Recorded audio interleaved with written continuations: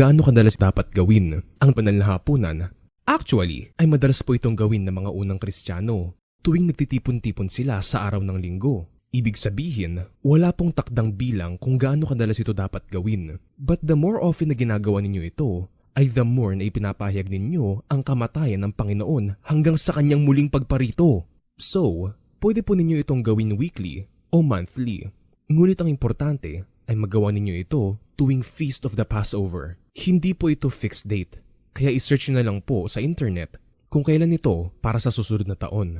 At kapag magtitipon-tipon kayo upang i-celebrate ang Passover, dapat ay maghantayan kayo at sabay-sabay ninyong kakainin ang tinapay na walang lebadura o yeast at iinumin ng wine o purong grape juice.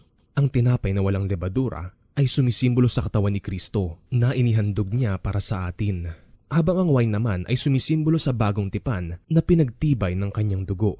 Kaya ang sino mang kumakain ng tinapay at umiinom ng wine na ito sa paraang di nararapat ay nagkakasala sa katawan at dugo ng Panginoon at ipinapahamak ang kanyang kaluluwa. Kaya para hindi kayo magkasala ay kumain muna kayo sa bahay para hindi kayo magutom habang hinihintay ang inyong mga kasama. Huwag kayong patay gutom. Isipin nyo rin po ang iba pang kakain at mas lalong huwag nyong ubusin ang lahat ng wine. Hindi po kayo nagpunta ng church para maglasing.